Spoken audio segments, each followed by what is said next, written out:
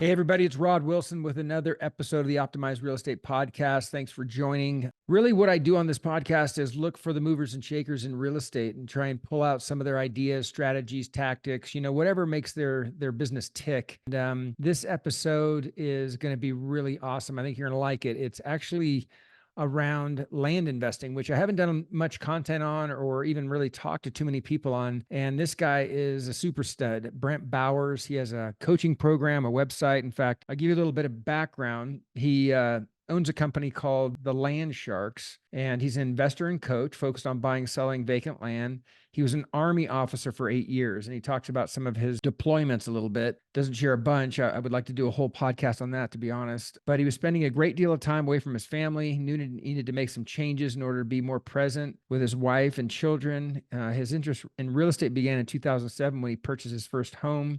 He talks about how he was fixing flipping and, doing just tons of work and not making a lot of money. So he got into land investing. So while he invests on many different types of real estate, his favorite is investing strategy deals with buying and selling vacant land. He enjoys sharing his experiences and coaching clients, passionate about this business. And I'll just tell you a couple things that we cover, why he likes land investing so much, especially in comparison to flipping, how he finds deals, how he finances deals, why he calls himself the lazy land investor, and, what kind of properties he looks for, how to analyze markets. He shares some of his websites he uses. So he really just kind of goes through all of it. So I'm super glad you're here and enjoy the show. Brent, how you doing? I'm great, Rod. Good to be here. No, I appreciate you taking the time. This is actually, like I was saying before we started recording, I'm very interested in this topic for a couple of reasons. One, I've done it myself in the past and leading up to 2008. So I took a little bit of a bath. And when I say little bit, I'm being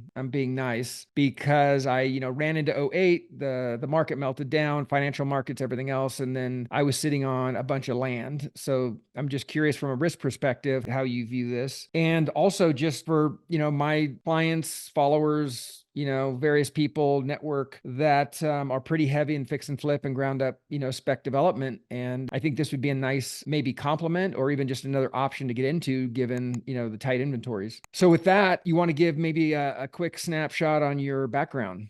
I was actually in the military when I found land investing. I had already owned several rental properties that were really kind of keeping me down. A lot of my discretionary income was going to that. I remember getting back from my first deployment, and I had saved actually like $5,000 back in 2011, and that was quite a bit of money for the guy that was only making like $4,500 a month. So I was like happy that I'd saved and I gotten out of debt and no bills.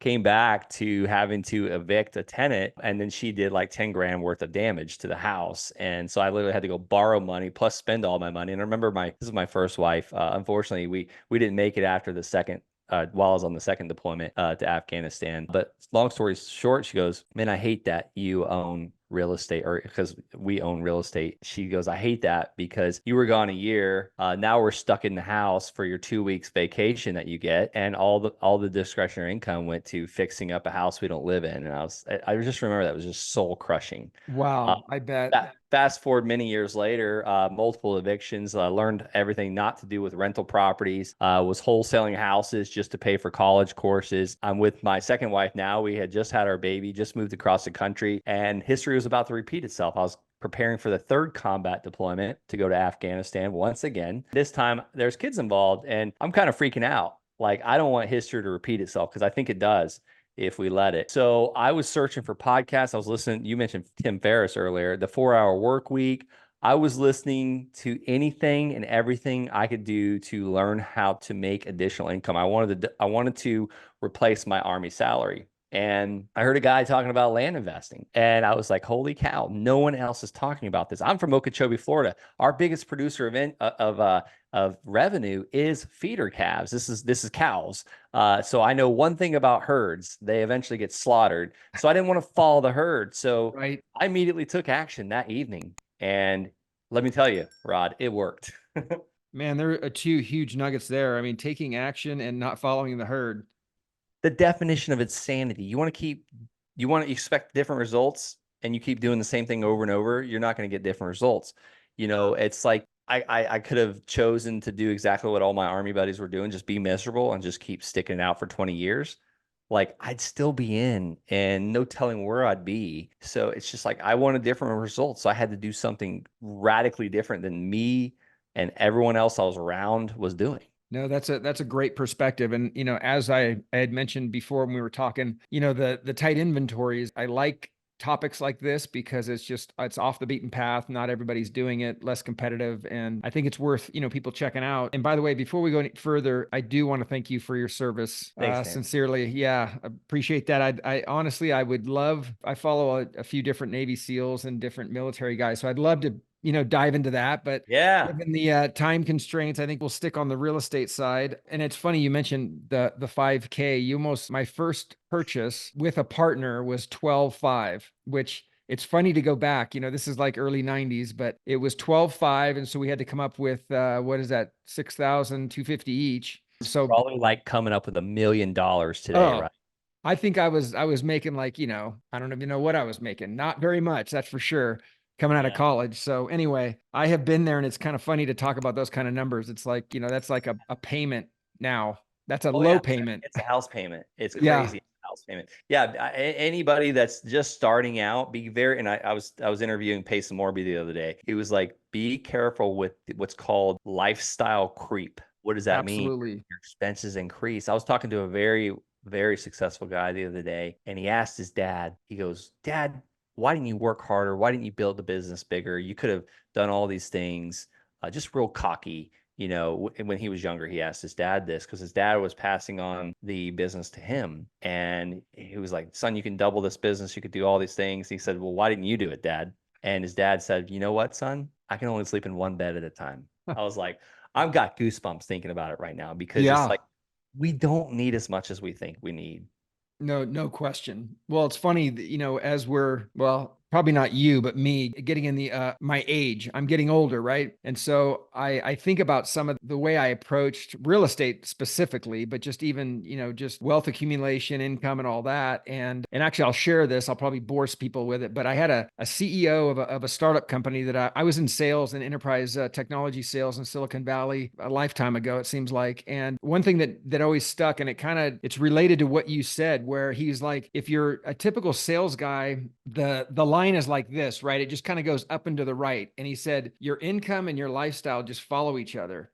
And he Yes. was basically selling me on coming to this startup company because I was like, well, I'm making really good money and you guys want to give me a 60, 70% income reduction. I'm like, how does that work? And he's like, well, your lifestyle is going to stay at this income. And then you're going to have these big pops, which are, usually an equity event or even bonuses or commissions, whatever. But he's like, your lifestyle stays here and then you get a big bump. And that's where that difference is where you can create wealth. And it was very, very insightful. That always kind of stuck with me. Yeah. Yeah. So getting into, what you do, I guess, Brent, how about sharing like what either led you into land development and what do you like about it Yeah. versus other forms of real estate? I hate land development, to be honest with you.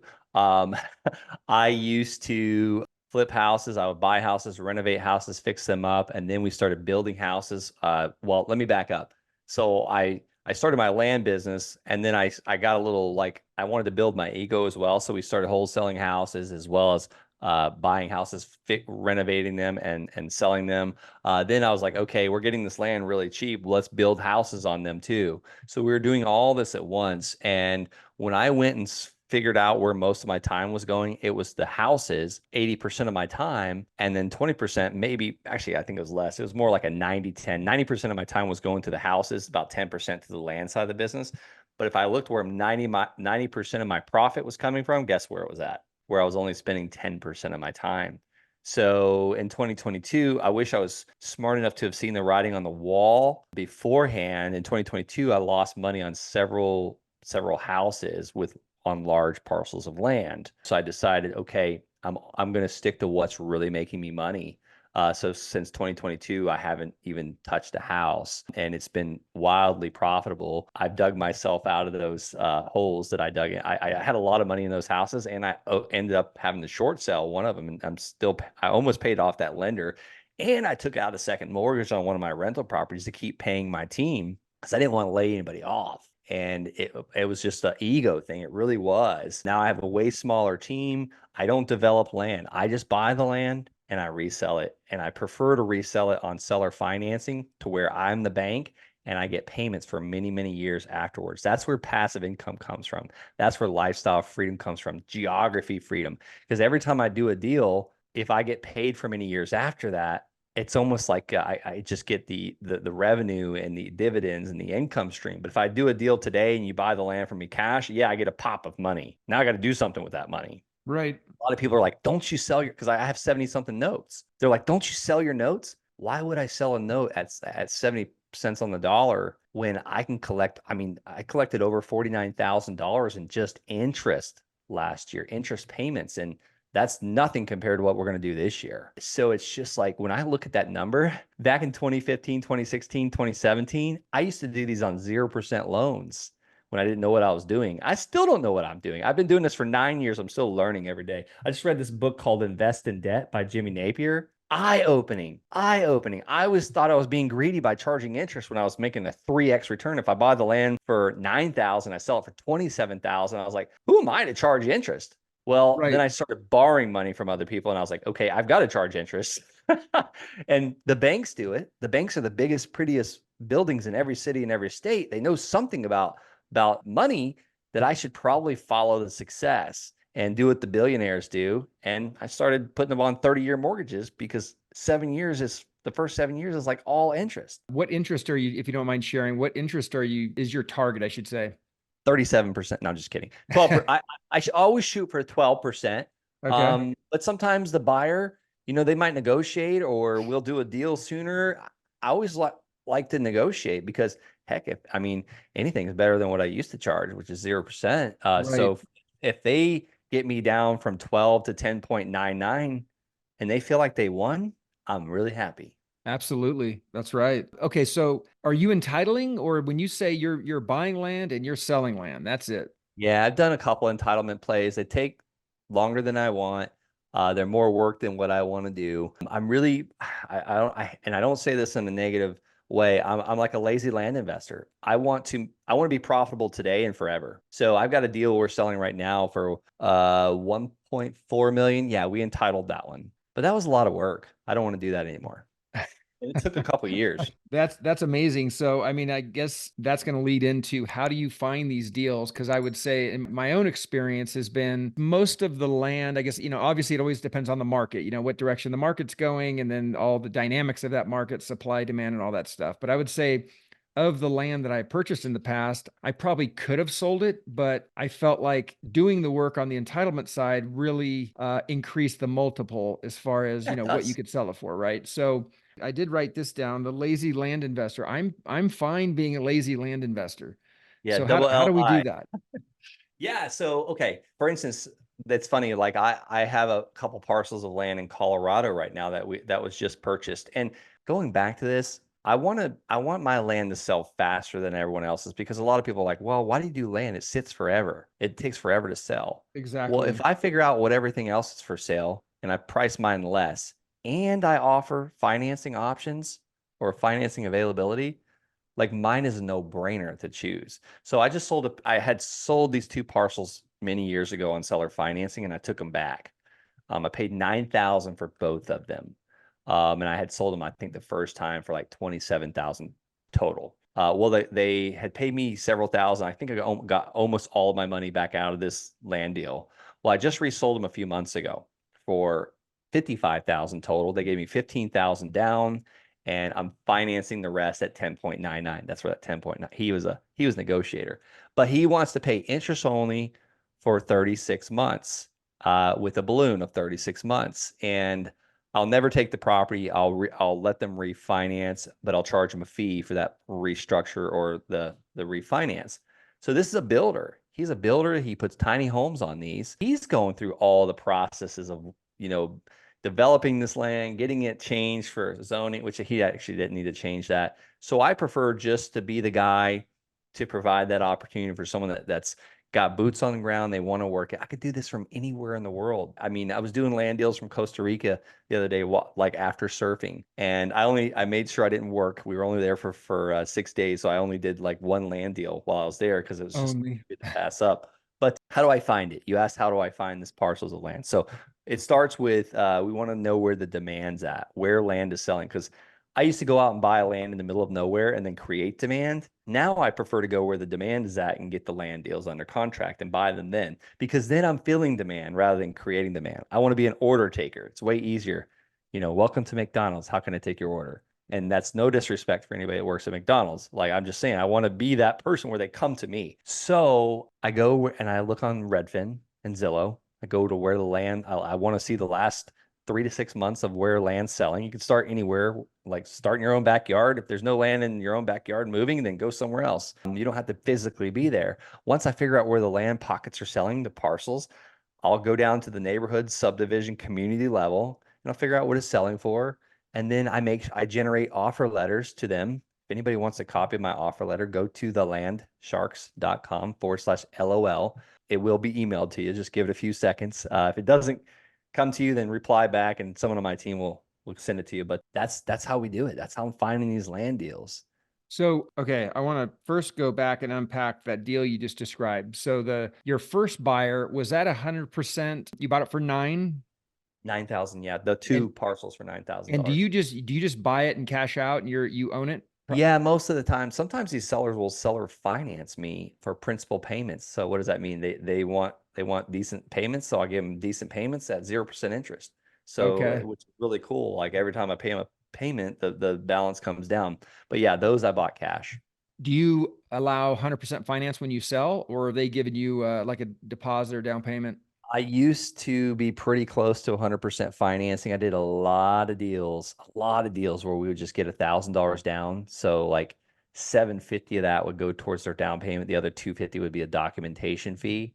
But I see those, we call those will eventually default. If they don't put at least 5 grand down, they're pretty much going to guarantee the default. Most of them, Okay, most of that's them. a good I would that's a say 65% of them. that's a good nugget right there. If you're basically, I mean, you got a great deal, and depending on what you're selling it for, it's like, oh, you've got this note, but if you're not getting the upfront money, it's like you don't want it to unwind down the road if you could help it. Although in this case, I don't think you're too bummed out about taking it back and selling it for 50 plus. Yeah, it's actually been very well for me. I used to hear old time land investors brag about this, and I was like, that's ridiculous. Like, why would you brag about that? But I'm seeing it happen more and more, and it's just one of those things. It's just you usually get your money on the first buyer, and the Right. second buyer is like pure profit, and you sell it for more because some of this land I've owned since 2015, 2016. I'm reselling it now in 2024. Like, if you look at what land values have done,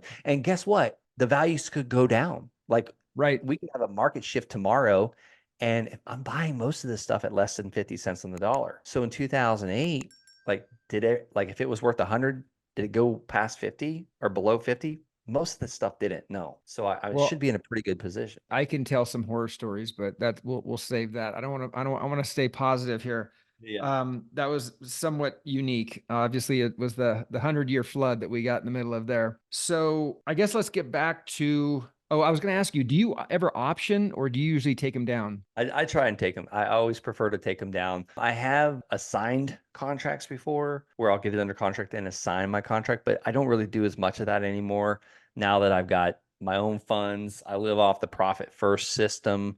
I also have tons of lenders, people that want to lend me money on land deals. Because, if I'm buying this stuff at like 50, 60 cents on the dollar, my lenders are in amazing positions. Most of the time, we put them in the first position. And I mean like 99% of the time, to where they're the first lien holder. We record their lien, give them a mortgage or a deed of trust and a promissory note. We get them a lender's title insurance policy. So I do everything I can to put them in the best positions.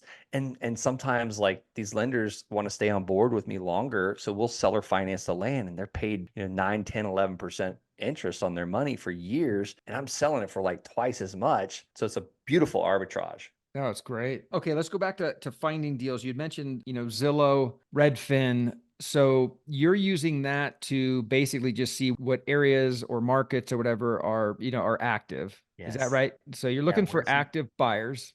And Yes. then you go out, do you go to like a public record, title company data and find the landowners, and that's who you then target? Very similar, yes. So Yeah. once I figure out where the sales are happening, I then target all the landowners in that area and I give them an offer that will make me money on that deal. So I use PropStream. I love using PropStream to pull those lists. If anybody wants a 7-day free trial, just go to the landsharkslist.com and you can literally start pulling a list tonight. They'll let you pull up to 50 records and mail those guys. Mail them that letter that I already gave you. If you're like, what do I offer? Then look at what the stuff's selling for. It's just a step-by-step system we teach in the Land Sharks community. I mean, we're getting guys and gals, women and men, their first deal usually in like 45 days. And I mean, they're getting paid on this stuff. So it's just like my first land deal, I made $5,000, and I just couldn't believe it. Like, and it was like 2 hours of work. Actually, it was more like 2.5 because I drove to the land. But I was like, I work for a whole entire month and I'm working 13, 14-hour days in this military and I make like 4,500 a month. And that's after, I'm sorry, that's before taxes. you know? That's amazing. Yeah, you start doing the math on your hourly rate. It's not a bad thing to work for $2,500 an hour. I don't want to do that because I don't want to depress myself. I like to stay positive. Okay, and so you find it, you determine the markets, you reach out, you get a hot one, you take it down, then what? Yeah. So once I get it under contract, I want to double check my numbers first. Once they sign that offer letter and send it back, whether email, fax, and yes, they fax it back. It's crazy. I pay $12 a month for my fax, and I usually get a fax every 2 months. It's a pretty good ROI on that fax, that $12 a month. It's an electronic fax, myfax.com. But Okay. now I go to the land sales specialist real estate agents. Hey, will you sell this land for me? Will you list it for me? What do you think it's worth? What if you were to buy this? Pretend you're the real estate agent. How do I find you? First of all, I go back to Redfin and Zillow and I see who's selling all the land, who it's listed by, who it's bought by, because I don't want to deal with like Uncle Bob that's got a real estate license and he sells one house a year. No, I want to deal with like Daniel Castaneda that sells 30 parcels in a month. That guy knows the area. So I say, hey, Dan, Absolutely. can you go look at this area for me? I need you to get boots on ground, especially if it's in the hills or the mountains. Like, does it have $1 million view or not type thing? Is it in a valley? Like, does it dead end? Is it like I bought land that I never went and looked at? So I learned this the hard way, by the way. This is worth $1 million right here. Just this one tip. I bought land that you couldn't get to. And like I never lost money on it, but I pretty much, sold it for the same exact price I bought and I had the seller finance it. So I send that realtor to go look at it. I said, listen, you got to go look at it. I want to know, Rod, if you were to buy this land, if you were to put your money into this land, what would you list it for to sell it in 30 days? I want the blowout price. I want the get her done now price. If it's still sitting there in 6 months, you're fired. Does I that make love it. sense? You cut through all the BS, putting it in those terms. Yeah, because everybody's like, I can't believe he's so cocky like that. Well, how did I learn this? I dealt with enough, and I don't want to call them bad realtors. They just thought that they could pop it on the MLS and sell it for me. No, that's not how it works. Like we're dealing with my money, not someone else. And it's like I'm not dealing with like, this is not a public corporation where investors are happy to see 1%. No, I want like a 300% return. Right. So, yeah, we cut through the BS and some will, some won't. So what? We just call the next one. Right. No, I think getting that feedback, I was in Idaho doing my land development prior to '08, and we had the land dog. He was that wearing his boots, maybe not the most professional looking guy, but he was the guy that was knocking on doors and getting stuff in contract and selling it. So yeah, those guys are invaluable. Yeah. Yeah. Okay, you mentioned you've got lenders. And by the way, I want everyone to go check out thelandsharks.com, and I will share some of the land shark list and the LOL in the show notes. So you guys can go there and kind of check it out. The Optimized Real Estate Podcast YouTube channel and my website, rod-wilson.com. But anyway, as far as lenders, I'm sure people are going to be wondering, well, where do I go to finance these? What would you advise? And do you share, your sources on that? So like to finance a piece of land to buy. So I Exactly. don't use banks. I don't want to deal with banks. I usually have the land seller finance me, or I use regular people like my plumber, my in-laws, my neighbor, people that hear me on these podcasts, guys. I go out and, I have a real estate meetup. I teach people what I do. There's no shortage of capital out there. Banks really don't lend on land. They really don't. And I'm not going to go and plead my case. Now, if I ask enough of them, I'm sure I could find one. I think Mid-Florida Credit Union will do lot loans, but you got to come up with 50% down. I don't want to deal with banks at all. Do you know Jay Connor? Have you? I love Jay Connor. I've been on Yeah, his podcast. I got his book somewhere over here. Yeah. absolutely. I do too. I have his book very close, but yeah, he's amazing. We had a podcast. So for those of you go back and watch, there we go. That's it. Yeah. I'm looking Yeah. for Where to mine. get the money now? Yes, great book, tons of great tips. And anyway, we're definitely worth a read. Open my eyes and brain to that, how to approach individual investors and kind of private money. Well, listen, I really appreciate the time, Brent. I mean, this has been awesome. Again, for those of you listening, I encourage you to check out thelandsharks.com. I've done land and I've had success and failure. And I think, this is kind of the point of this is really to share someone like Brent who's doing it right. And he's what I call paid the dumb tax. He's done things wrong and he's figured it Oh, out. And he's now sharing all the nuggets, all the tricks and strategies. I still pay the dumb tax from time to time. I think that's why, this is such a great business. I learn it on every land deal. We almost lost a $95,000 profit deal today by a dumb little mistake. Thank God our title agent saved it. Now, if I had just some random title agent that's not used to working with investors, we would have been done. We would have lost that whole deal. I would have cried. But thank God I found an investor-friendly title agent. How did I find her? Because I asked investors in the area. Was it investor or was it land even? This was a parcel of land, But I but mean, they deal with so much investors and assignment fees and all these things. okay. Luckily,